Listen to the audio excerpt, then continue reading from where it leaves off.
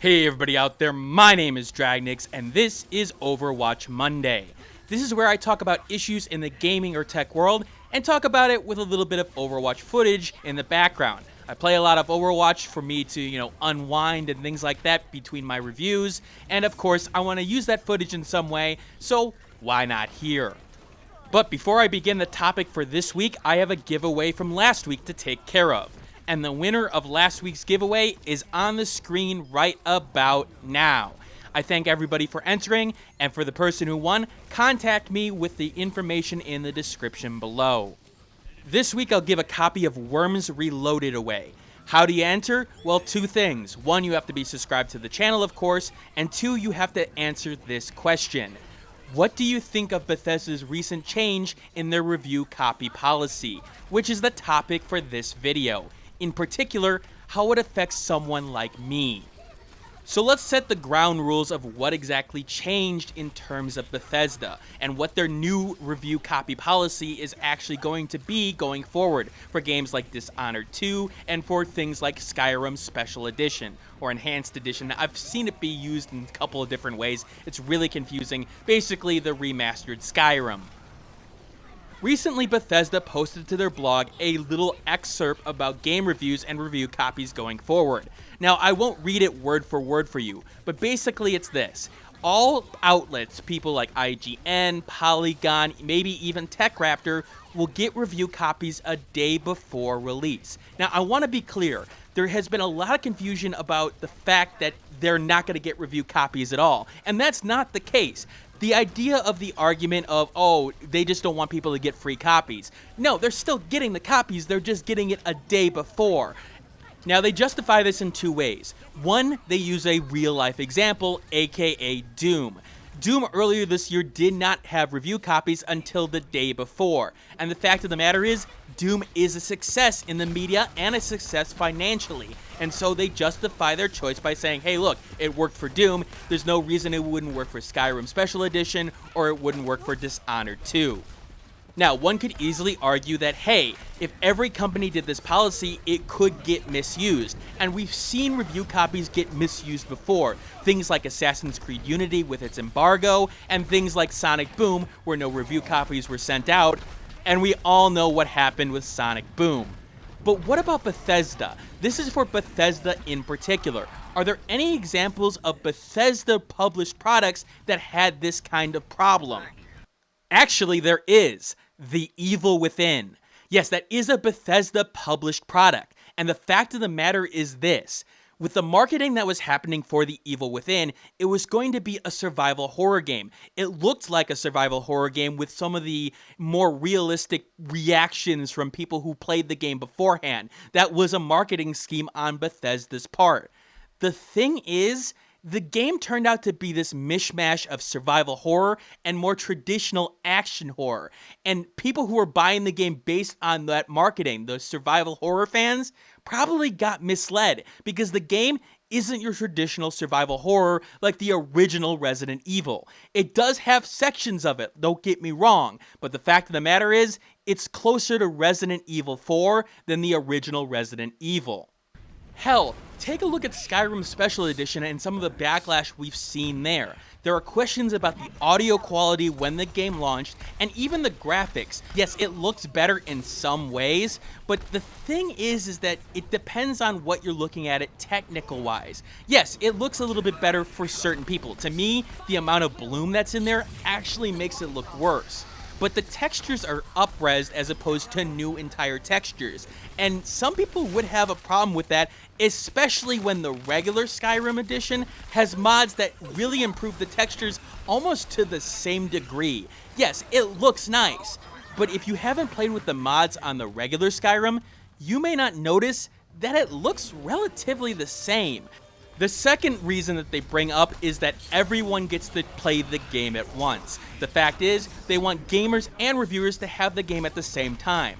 Now, let's just put this out there. That's a load of bull crap.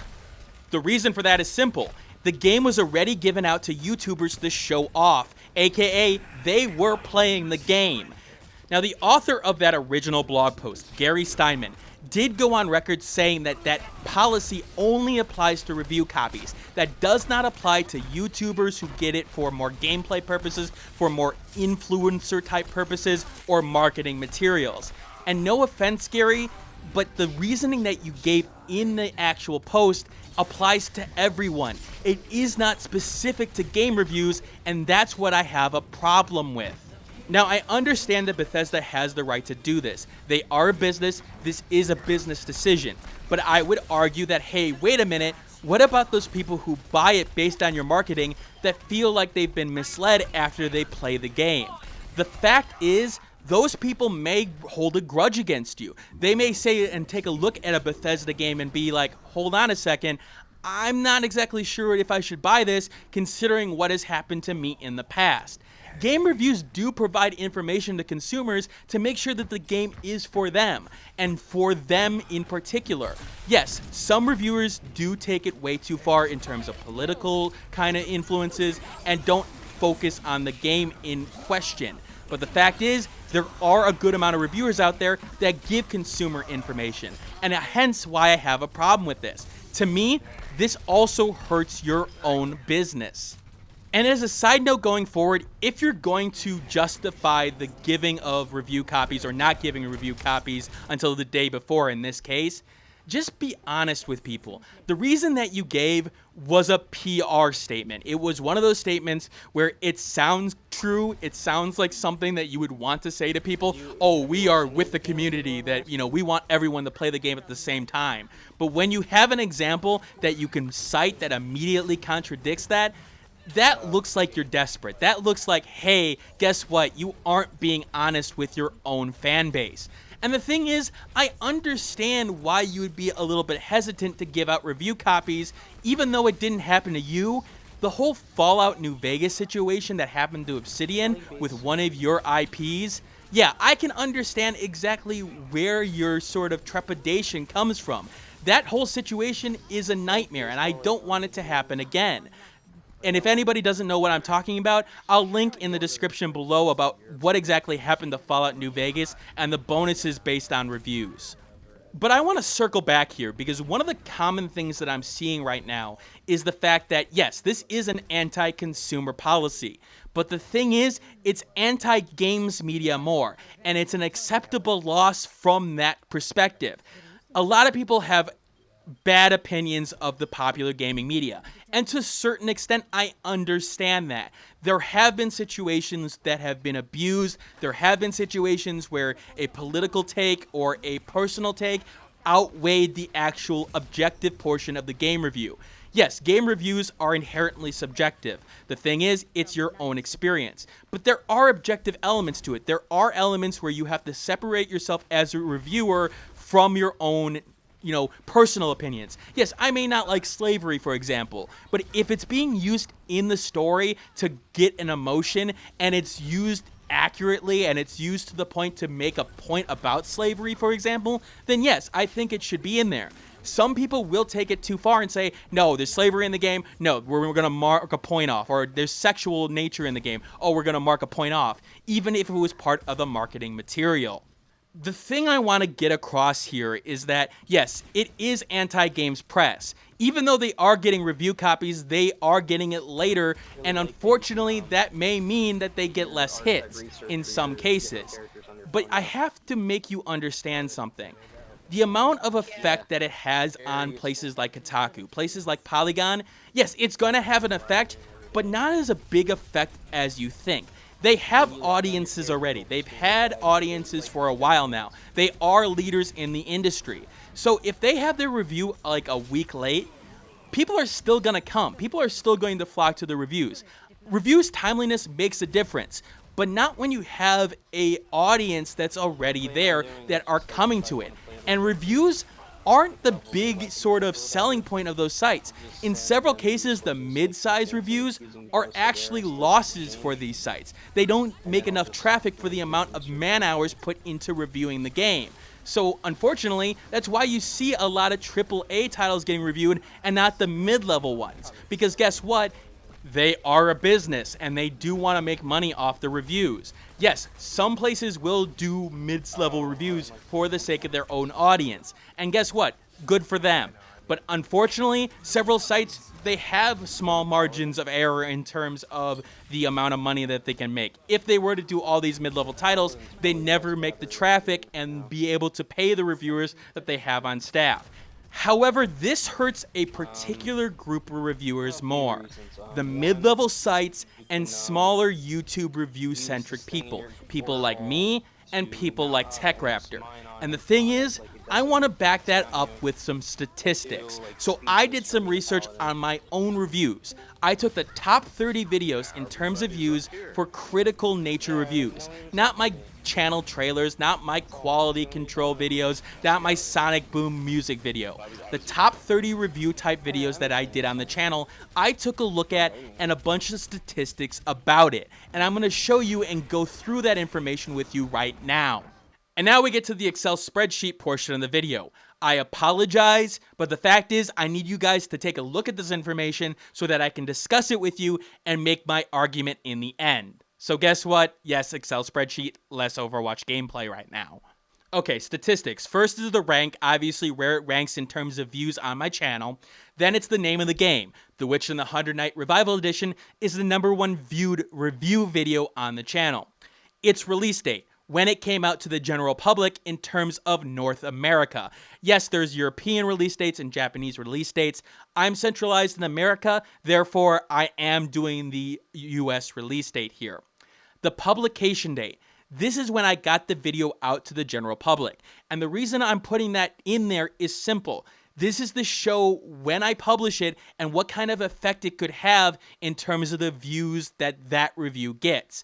We're going to assume that going forward that all the reviews are of the same quality. I know they're not, but we're going to assume that for the purposes of this experiment. Then I tell you whether or not I got a review copy or not.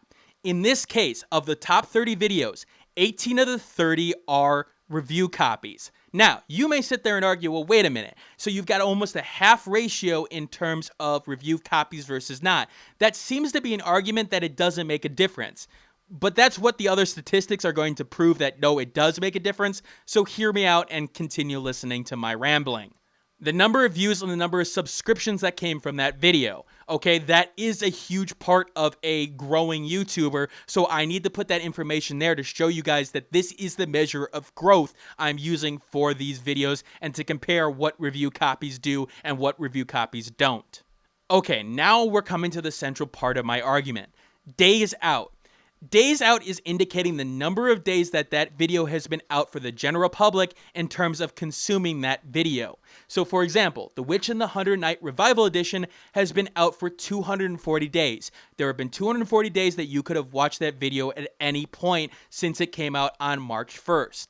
The reason why I took that statistic is that over time, you should get more views for a video. If we assume that the videos are of the same quality, that yes, you should get more views for a video that has been out for longer. Now, of course we know that's not true. It'll depend on the video. But I'm using that statistic to show that for the review copies that I got, the equivalent review copies that I got, that yes, it is making a difference. And then one of the central portions of my argument, views over days out.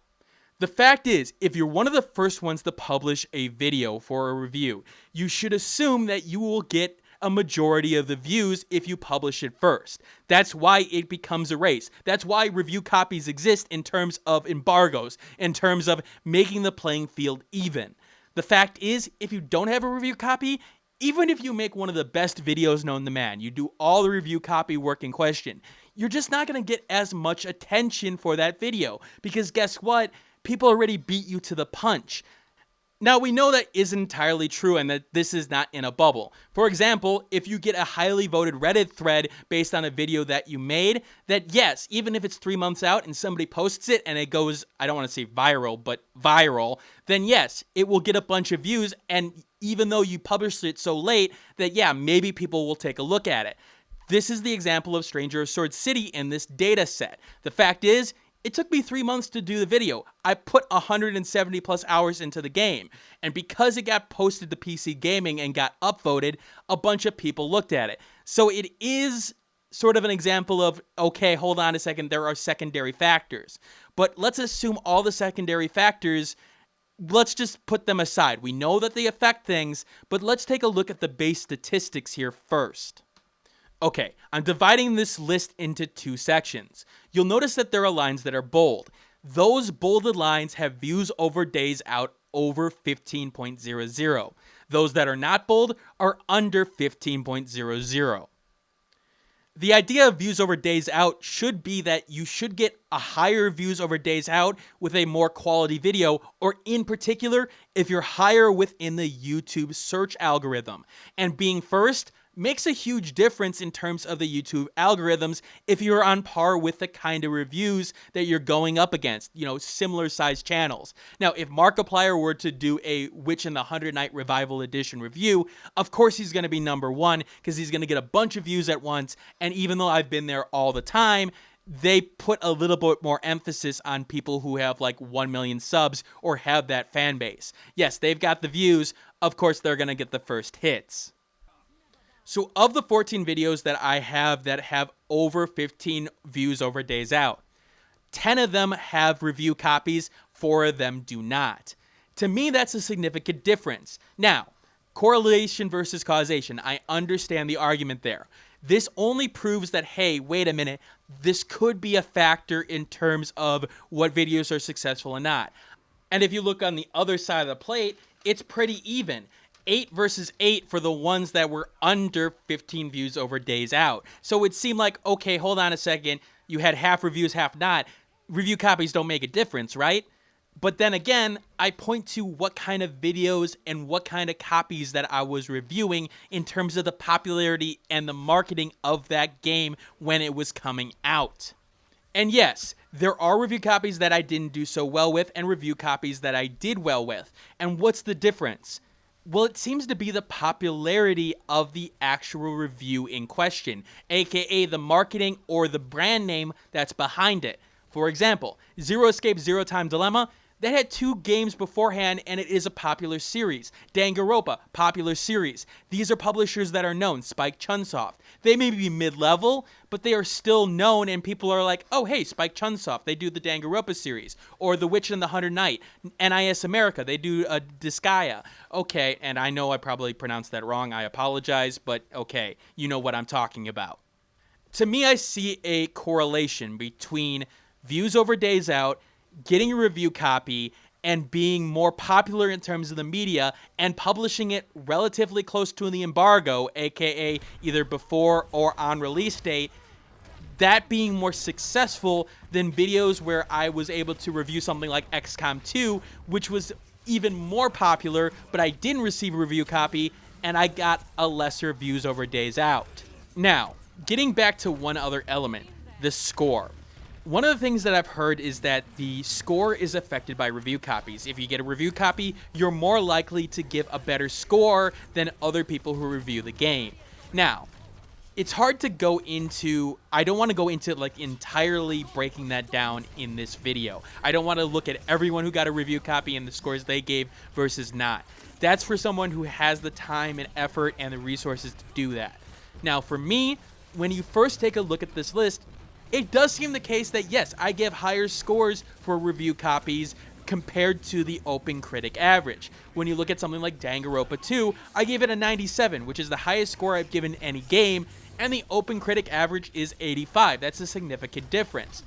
So that seems to show a trend, despite the fact that there are prime examples of me giving a lower review score, even though I have a review copy, compared to the open critic average. Games like Stranger of Sword City, for example. I got a review copy. I was one of the first ones to get it, despite that I published it 3 months later.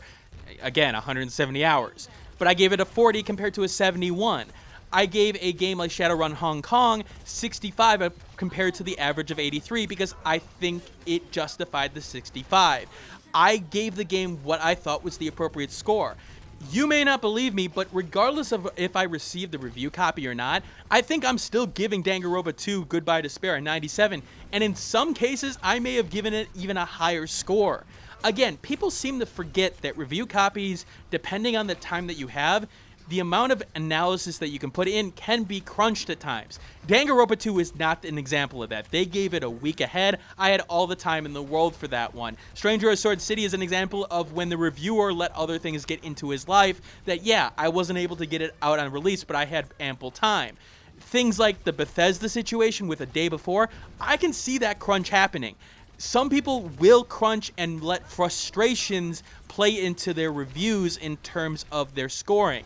They will, forego an optional mission, or they will get more frustrated because they're trying to get it done. It does have side effects in both scenarios, but I hope that based on my open critic average, saying that I score lower than the average critic, and the fact that I give you everything. I don't give you a 5-minute analysis. I don't give you a 6-minute analysis. I give you 20 minutes, 30 minutes of pure analysis of what I'm looking at in terms of the game. I need to wrap it up considering this is a 21-minute video already, but getting back to the main point. Review copies for a channel like mine, even though I don't get review copies for things like Bethesda's Elder Scrolls Skyrim. They have a 100,000 subscriber limit in terms of giving out review copies. Okay, I understand that. I'm not going to get it. Fine. But if other publications started to do this, publications like NIS America, publications like Spike Chunsoft, you can see the effect it would have on smaller reviewers, smaller channels that are trying to give you guys what you want in terms of critical review coverage, unbiased review coverage. And the effect of this policy, if it were to be adapted by others, would be devastating. You think it's hurting the big guys in terms of the publication? It may, but it's definitely hurting the mid-level guys, the people who do this as a hobby, for example.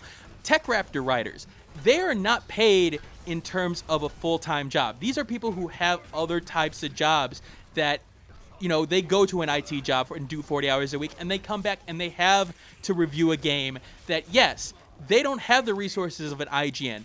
They really do use that review copy to the best of their ability because of their limited time space. And while I understand that you think it hurts those big guys in terms of the, big press like Kotaku and Polygon, and you want to see change in the industry, realize that, hey, guess what? It hurts the little guys even more. Again, I look at the statistics here, and I see review copies left and right that I got that resulted in better coverage for you guys, and not only better coverage, but better views over days out for me. That makes a difference on both sides. I want to give you guys the best coverage I can when the game comes out, because guess what? That's going to make you have more information to make a purchasing decision. The review copies help that.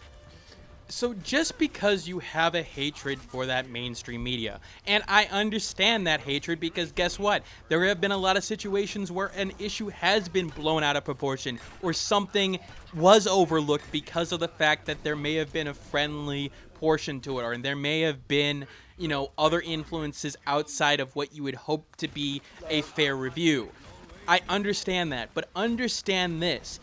This policy, regardless of whether or not you think it's going to hit those big sites, it's not going to have the effect you think it's going to have on those sites. It's going to have an effect on the people that you want in terms of the top media, those tech raptors of the world, who you think, yeah, they are giving me the fair and all the information, and they are unbiased, and they are trying to do the best to give me the information. They're the ones who use those review copies to the best of their ability. They're the ones who sit there and look at every element of the game. You may not always agree with them. You may not always agree with the decisions that they make. No Man's Sky and the Tech Raptor review, for example. Okay, I understand that people don't like the fact that it's a high score, but that's what the reviewer thought, and he put all that information out there for you to make the decision with. The decision that Bethesda made was nothing more than a business decision, a misguided business decision that hurts the industry. It is as simple as that, in my opinion. I understand the frustration, but the fact of the matter is this. The only thing Bethesda is concerned about is the actual bottom line of their portion. That's why this move was made. And the thing is, it's anti-consumer at its core. It's giving you guys less information. Even though you may think that, hold on a second, that information may be biased, that information is still information. It's better than a situation like No Man's Sky. Yes, there were hype pieces about No Man's Sky, but the fact that there was no real information up until maybe 12 hours before. You don't think that really affected things? It is still one of the most popular games in terms of sales out there. It critically bombed. It is one of the most hated games and one of the best examples of marketing overselling a game. But the fact of the matter is this: it's still one of the best-selling games this year. And that should scare you, because guess what? There was no coverage up until it released. That's the big example. There are many examples of that over the years. Again, Assassin's Creed Unity, Sonic Boom. For every Doom out there that, yes, it didn't give out review copies and it was still a success. For every Doom, there's at least 5 or 10 games that don't follow that. And while they may be with different publishers, there's still examples within the same publisher, games like The Evil Within.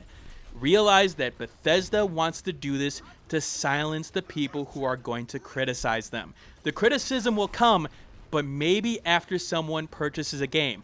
The thing is, for those people who have disposable income and, work a 40 or 50-hour job, the only information that they're going to get, because they have limited time outside of, having to go to work and having to travel and have to deal with home stuff, is the media that they consume. And if that media that they consume is telling them, oh, hey, guess what, you probably should get this game, even though they don't have the time to research every little element of it, guess what? They're probably going to get the game. Better information from critics, better information for the consumer, means that they may pause and say, wait a minute, if that information's there, maybe I'll hold off and maybe purchase another game that has already been out there for 3 weeks, but guess what? It sounds like it's a good game. That's all I'm saying, guys. Thanks for watching. I will see you later on this week with a review for Owlboy. I think it will actually be tomorrow, but I don't want to promise that yet because, again, I don't know how long the game is, and I'm going to do a full review on it. Anyway, I'll see you later.